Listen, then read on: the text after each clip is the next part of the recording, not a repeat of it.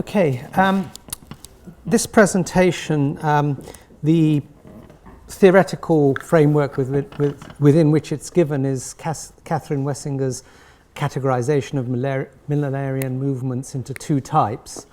Catastrophic, which is those groups that believe in a sudden and usually violent overthrow of the present order, usually by a superhuman agency, usually God, and and that roughly corresponds with premillennialism, although there's not an exact correspondence, and progressive groups who believe in a gradual improvement in human circumstances carried out by humans, albeit often under the guidance of a superhuman agency, and that roughly corresponds with post-millennialism, which is a different set of categories.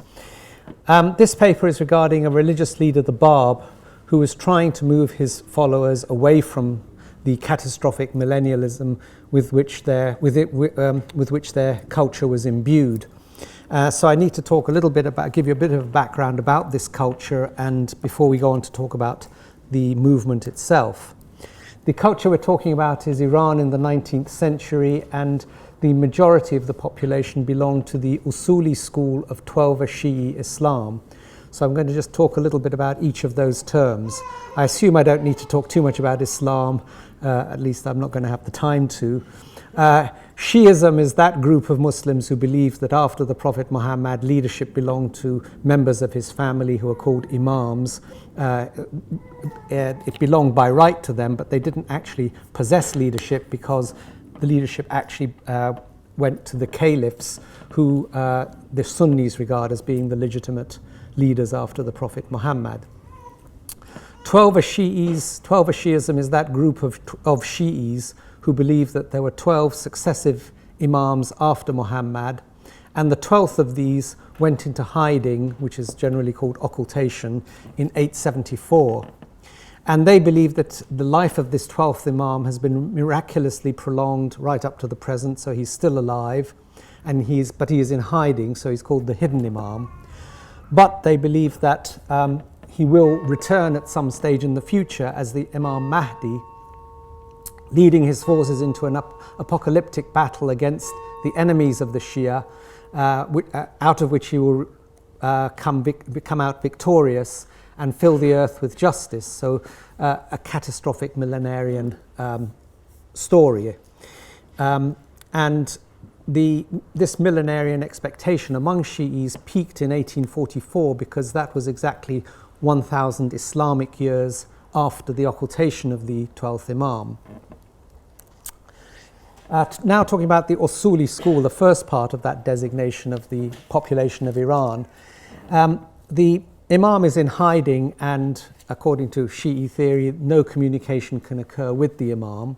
And also, the Imam has all political and religious authority. So we have a situation where the authority is with the hidden Imam, but we can't communicate with him. So that creates a vacuum at the center of Shi'ism, 12 Shi'ism. And the way that the Usuli school filled that vacuum is by asserting that the leadership of the school, who have risen to the rank of Mujtahid, which today is called Ayatollah, came over the centuries to regard themselves as collectively the deputies of the Imam and therefore able to take over his functions.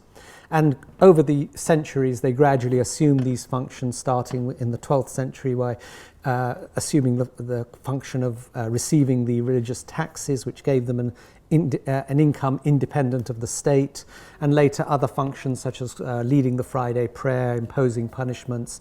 In the beginning of the 19th century, they issued a call for jihad, which is again something that should by right belong to the Imam, but they were taking over his functions gradually.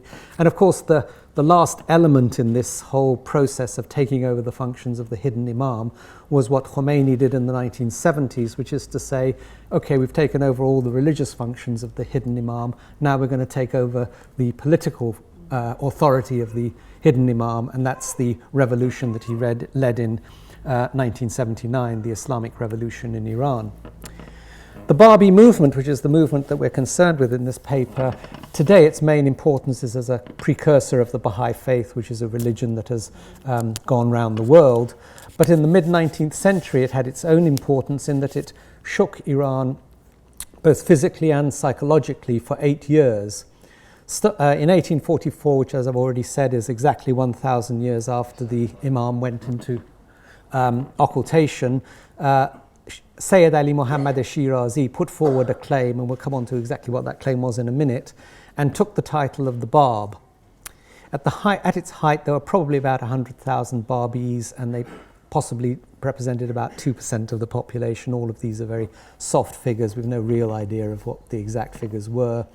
And this resulted between 1848 and 52 in a series of violent upheavals. The claim of the Bab that he made in 1844, he put forward a claim and wrote a book called the Qayyum al-Asma, and the text of this book appears to claim that he was the agent of the hidden Imam. And this immediately challenged the authority of the Usuli clerics, who themselves were claiming to be the agents and representatives of the hidden Imam and were collecting money on the basis of that claim. And so they immediately rose up in opposition to him, and within a few months were putting out declarations of takfir, which was declaration that this man and his followers were infidels worthy of death. That was in 1844. By 1848, the Bab was claiming to be the hidden Imam himself. The Imam Mahdi has now come out of hiding. He was the Imam Mahdi, and this challenged both the religious leadership and the state, because the hidden Imam has both political and religious authority. And this made it easier for the Usuli clerics to draw the state into their opposition to the Babis. But the Bab went even further than that. He actually claimed to be the inaugurator of a new religious dispensation abrogating Islam, and this was much further than most Shi'is were expecting. They were expecting the Imam Mahdi to come and spread Shi'i Islam around the world. The Bab was now saying, no, I'm abrogating Shi'i Islam, and here are new laws and a new religious dispensation. So the potential for violence was both internal factors and external factors, as we've been hearing in previous papers. The internal factors was the expectation that the Imam Mahdi would lead an army to victory. The external factors was this Usuli clerical reaction, which was that of issuing the takfir, the declaration that these people were infidels worthy of death. But also the Usuli cleric had a history of violent suppression of their religious opponents. In the 16th century, they had persecuted the Sunnis in Iran, killing many. In the 17th century, the Sufis were persecuted. In the 18th century, another group of 12 Shi'i clerics, the Akhbari school within 12 Shi'ism, was persecuted. And at the beginning of the 19th century, another group of 12 Shi'i clerics were persecuted by the Usuli clerics. So they had a history of violent suppression of their religious opponents. Immediately after putting forward his claim, the Bab left for pilgrimage to Mecca and publicly announced his claim there, and he instructed his followers to gather in Najaf and Karbala in Iraq to await his arrival there. And this was playing into prophecies about what the Imam Mahdi would do on his return. He was going to announce his mission in Mecca and then come to Iraq and lead his army to victory from Iraq, Karbala and Najaf in particular. And so the expectation was that the Bab would arrive in Iraq and the eschaton would begin at that time. So there was an expectation of violence associated with this claim. What actually happened was that the Bab's emissary to Iraq was rejected by the senior Usuli clerics, arrested, sent to Baghdad, where the governor, Iraq at that time was a province of the Ottoman Empire, so the Ottoman governor of Iraq convened a court of both Sunni and Shi'i clerics, very senior ones, and resulted in a fatwa condemning the Bab and his followers as infidels worthy of death. The Bab heard of what had happened to his emissary while he was still on pilgrimage in Mecca, and he cancelled his plan to go from Mecca to Iraq. And he wrote to one of his followers explaining why he had cancelled his plan, not gone to Iraq. And this is in a letter, but the part of this letter that I'm quoting is actually in the form of a prayer to God. So I've sort of translated it in this sort of King James English way of a prayer to God. Thou knowest of my orders to the ulama, and here he's talking about his leading disciples who were all members of the clerical class. Ulama means learned ones. That they were to go to the Holy Land, and by this he means Iraq, where upon my return I would openly reveal thy concealed covenant, which is for all of the Muslims. Thou art aware of the news that reached me in Khair al-Qura, that's Mecca, of the hatred of the clerics in the Holy Land, Iraq, and of rejection by those who are remote from thee. Therefore I gave up my intention and did not travel in that direction, so that conflict and dissension may not appear, and the people who are obedient to thee may not be humiliated, and not a hair of anyone's head be harmed through injustice or tyranny. I think that passage discloses the sentiments of the Bab towards the whole question of conflict and violence. He was doing his best to avoid it. And his methods over the next 4 years, from 1844 to 48, his method of dealing with that was to, first of all, his very claim to be the Imam Mahdi by implication meant that he was claiming the right to call jihad, because the right to call jihad rests with the Imam Mahdi. But having claimed to be the Imam Mahdi or be the agent of the Imam Mahdi, he then refrained from ever declaring jihad. There's no evidence that he ever actually declared a jihad, even when his followers were under attack. So that was his first method of managing the potential for violence. And then over the years, as the level of violence against his followers increased, the Bab became ever clearer in his calls for non-violence. For example, in the Persian Bayan, which is the most important of his books from the later period, in 1848, he states, "The killing of anyone is forbidden in the Bayan more strongly than any other matter, and no other matter is more emphatically prohibited, to such an extent that even if the thought of killing someone should enter a person's heart, that person is outside the religion of God." But so what happened, given that the Bab was trying to avoid violence, what happened that there ended up in being violence? And the crucial year was the year 1848. By this time, in 1847 in fact, the Bab had been imprisoned in a remote fortress in the northwest of Iran. And there he wrote a book, in the early years, months of 1848, he wrote a book called the Bayan, his book of laws, making clear his claim to be bringing a new religion, abrogating Islam. In June of that year, a conference of leading Babis at Badasht, the new religion was proclaimed, and in July the Bab was brought in front to a court in front of the heir apparent to the throne and the senior clerics of the city of Tabriz, and he openly declared there that he was the Imam Mahdi. And in the same month, a leading Babi raised a black standard in Khorasan. I'll come on to the significance of that in a minute. And in September of that year, the Shah died, and the new Shah, who had been this heir apparent who a few months earlier had heard the Bab making this claim right in front of him, and a new prime minister who had also been present at that trial, dispatched troops and cannon to besiege the Babis, these same Babis who had raised the black standard in Khorasan and were marching westwards. He sent troops and cannon there, and there was a siege of this building that you see there is the shrine of Sheikh Tabarsi. There was a siege which lasted 5 months and eventually was ended through the deceit and treachery of the prince commanding the Shah's forces.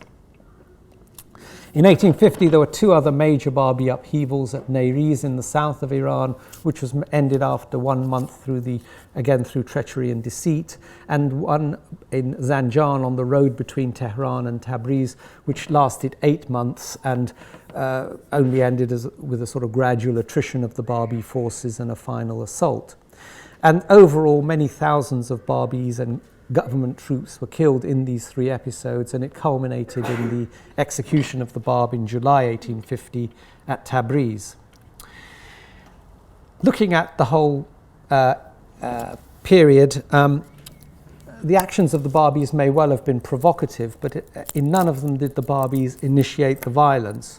In all 3 of these episodes, the local forces began an action against the clerics at the instigation of local Usuli clerics. Then they appealed to the central government or provincial government for support and obtained that support. And there's no evidence that the Babi leaders thought of themselves as engaged in offensive jihad. I'll go on to what they did think, but there's no evidence that the leaders thought of themselves as engaged in any sort of jihad. In 1852, there was an attempt on the life of the Shah. By this time, the Bab had been executed, and there was an attempt on the life of the Shah by a small group of Babis, and it led to a general massacre of Babis, and I've written a separate paper about that, so I'm not going to go into any details about that. But as a result of that, Baha'u'llah, the leader of a peaceful faction among the Babis, was exiled to Baghdad. The Bab had prophesied the coming of him whom God should make manifest. He did this frequently in his last few years. And the Baha'u'llah claimed to be this figure in 1863, and indeed he claimed to be the promised messianic figure in the scripture of all religions a few years later. And 95% of the Babis, roughly speaking, became Baha'is. So we can say the Babi movement became the Baha'i movement. And the importance of this is that really what happened was that the Bab tried to move his followers away from catastrophic millennialism, but it was Baha'u'llah who completed the move from catastrophic millennialism to progressive millennialism. Right at the start, he forbade holy war in 1863. Sometime later, he said it's better to be killed than to kill, so even defensive military action was not permitted. And he constructed a vision of a peaceful, united world that it is the task of all humanity to build. So, in other words, moving the Baha'is towards a progressive millennialist vision. And going up to the present day, the persecution of the Baha'is has continued in Iran up to the present time. The same Usuli clerics that persecuted the Babis and Baha'is for the last 160 years now run the government under the Islamic Republic. And over this period of time, the Baha'is have held to this instructions of Baha'u'llah, not engaging in any violent action against the government or subversive action, but not a passive victimhood either. They have engaged in what they term the response that they have undertaken is what they call constructive resilience, which is resisting the pressure to recant while allying themselves with progressive forces in the community to work for the betterment of society. That's how they see what they're doing. So quickly then, the factors leading to violence, I've mentioned most of these already. The strong millenarian expectation, we're talking about now the violence that occurred in 1848 to 1850, the strong millenarian expectation that the Imam would lead his forces into an apocalyptic battle. This was probably in the minds of most Babis who gathered in Karbala and Najaf in 1844, and possibly in the minds of some of them in the 3 episodes of 1848 to 1850. However, the religious paradigm that was invoked by the Babi leaders in these 3 episodes, for example at Sheikh Tabarsi, was that of the episode in early Islamic history when the 3rd Shi'i Imam, Imam Hussein, was surrounded by a small band of his supporters, was surrounded by a very large Umayyad army, and rather than submit and be taken prisoner, they all went into a pointless battle and died as martyrs. So that was the imagery that was being used, not one of offensive jihad. And we also mentioned the Usuli school had a history of resorting to violence when confronted by those who challenged their authority. We've also mentioned the fact that the Bab's claim to be the Imam Mahdi in 1848 implicitly challenged the authority of both the clerics and the state. And we've also mentioned that certain actions of the Babis was probably provoking violence, was probably provocative to the state. For example, the action of raising a black standard in Khorasan. This was in line with prophecies about what the Mahdi would do. He would raise the black standard. A black standard would be raised in Khorasan, and that army would march eastwards. And But also, it wasn't just a prophecy about the Imam Mahdi. It had actually happened in Islamic history that a black standard was raised in Khorasan in 750 AD and had resulted in the overthrow of the first Islamic dynastic caliphate, the Umayyads. So the significance of this was doubtless not lost upon the Iranian state, that raising a black standard was in effect a rebellion. That's just this raising of black standard has become a major trope among jihadists and Islamists today. One of the reasons for this is that it's both in Sunni and Shi'i prophecy, so you find it even on Sunni sites. In fact, you find it mainly on Sunni sites, Sunni jihadi Salafi sites. The last factor that we haven't dealt on too much is the fact that Muhammad Shah, when he died in September Muhammad Shah died in September 1848, and there tended to be a period of instability in Iran upon the death of each monarch, and that was exactly the same time that there was this westward march of Babis from Khorasan under the Black Standard. And all of this added to the likelihood that there'd be a swift and violent reaction on the part of the state. And the new Prime Minister, Mirza Taghi Khan, that's a picture of him, was energetic and willful, and as soon as he heard any complaint from the clerics about the Babis, he dispatched troops and cannon. The last factor is the isolation of the Bab. As we've seen, the Bab was very much against violence and was trying to avoid it. And but from July 1847 onwards, he was imprisoned in two remote fortresses, one after the other, in the far northwest corner of Iran. That's the picture of one of them up in the middle of that mountain that you see there. And his ability to direct his followers was severely diminished, and therefore the potential for violence increased. So lastly, just a couple of minutes on, we've talked about some of the factors that other scholars have talked about, the factor of persecution as a sort of instigator of violence in millennialism.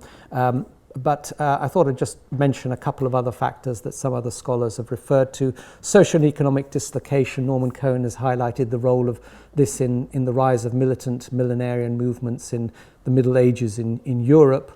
And certainly in Iran, there was great social and economic dislocation, mainly from the military and economic and industrial superiority of the West. Iran lost large amounts of territory. The markets of Iran were being flooded by cheap goods from Europe. And as a result of the imports being paid with gold and silver, there was a drain of these metals from the country and a debasement of the coinage and a subsequent inflation.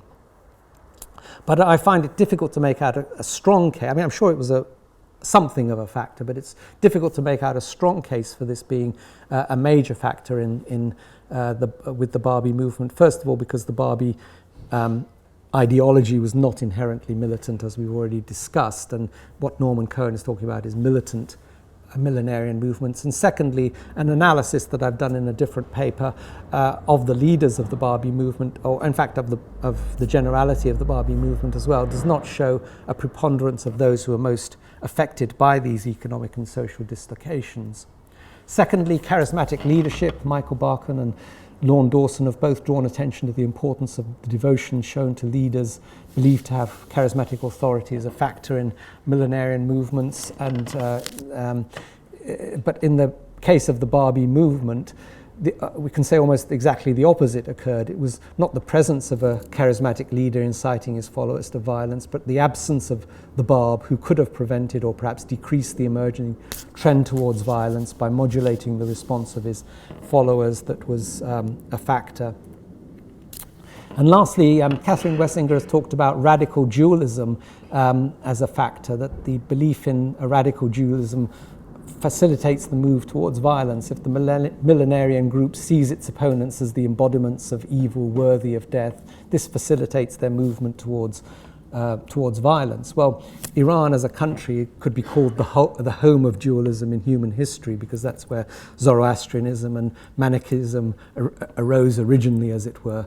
And Iranian culture has been very deeply imbued with this radical dualism in the case of the story of the 12 Imams and their suffering and martyrdom at the hands of the Umayyad and Abbasid caliphs, and popular religious practices such as recitals and passion plays of the story of the Imam Hussein being surrounded by the Umayyad forces at Karbala and all being martyred, as well as ritual chanting, self-flagellation. All of these deepen the impact of this dualistic vision.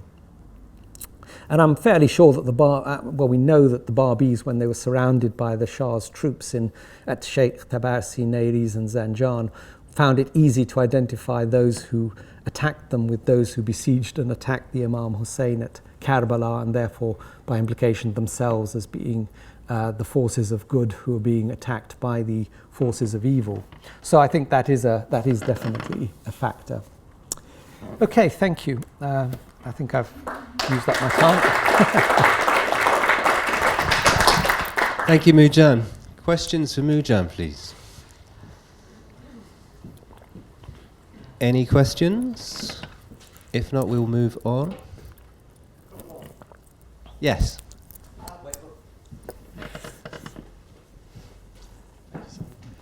Thank you, that was fascinating. I don't feel qualified to ask a question on any aspect of what you said, but your year 1848 struck a chord to me, of course, as a historian of Europe. Is there anything happening in Europe in 1848 that in any way impinges on what's happening in Iran in 1848? Other than the fact that the European ambassadors who were reporting the Babis took some of the tropes of communists and anarchists and so on from Europe and identified the Babis as being sort of the same as what's happening in Europe, the year of revolutions in Europe, as it were. So that the ambassadors of the European powers in Tehran, in Iran, certainly saw it that way, but I don't think there was any direct... So they just framed it through that interpretive lens for their own audience? Yeah. Christopher. I just want to thank you very much indeed. I mean, I've learned a lot in the last 20 minutes, and I want to echo what Ariel said, that I had known very little about this until hearing you just now. But what struck me forcibly was how similar it is to the history of early Christianity. And what we've got, as you described it, was the inauguration of a new dispensation. And, well, it's a moot point as whether there was abrogation of the received tradition, but it comes pretty close to it in the New Testament. And 19th century Europeans saw it that way as well. The Comte de Gobineau, who was the French ambassador or minister in Tehran a few years after the Babi upheavals, wrote a whole book doing that. Ernest Renan, the famous French philosopher, talks about the Babis and their similarity to Christianity, and quite a number of very well-known 19th century writers drew parallels between the Babi movement and Christianity. I mean, just on that, I mean, did Renan actually compare the Bab with Jesus? Yeah. And if you look at the last chapter of his book, The Apostles, you'll find the Babis being compared to the early Christians in that book. Fascinating. Thank you.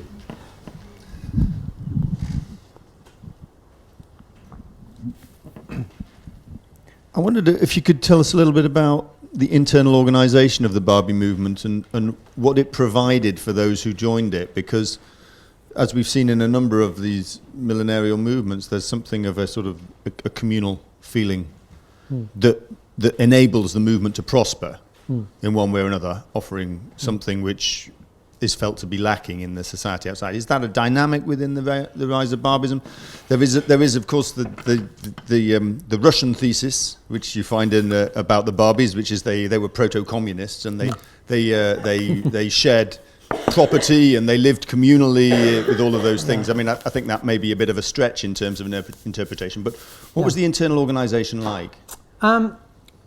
I don't think the internal organisation was very different to the generality of the Iranian population. In other words, they didn't set up communes or closed communities or anything like that. Most in the cities, they just continued their livelihoods as traders or artisans or merchants or whatever else, and they continued their lives. So there wasn't any sort of creation of communes or separation away from society or anything like that. I think the main incentive was this millennialism. I mean, it was 1,000 years after the disappearance of the 12th Imam. Here was someone claiming after exactly and there are verses in the Quran and so on that you can drag into the interpretation of the 1,000 years being the right time for the Mahdi to appear, and so there was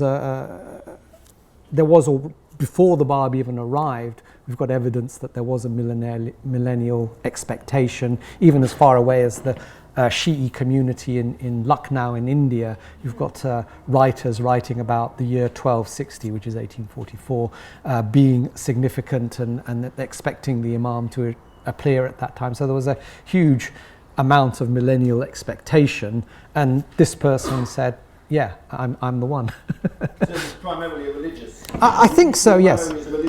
I think so, yes. I mean, you can drag in other factors, like there was a huge amount of economic and social dislocation going on. There was, all sorts of other factors that you could drag in. But if we're to take the discourse that's been recorded in the history books, the discourse seemed to be primarily a religious one and not one of either communist type of discontent with the political order or anything like that. In fact, the Bab, right at the beginning of his, just after 1844, when he started this whole thing off, he wrote to the Shah and said, I've got no intention of taking over your position.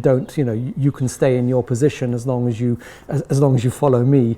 So don't worry about your position. He wrote. He never claimed, for example, from the clerics that the religious taxes should be sent to him rather than going to. So he wasn't challenging the structure very much. And as I say, his followers never separated themselves off in any way. Okay, Moojan, thank you so much. Thank you.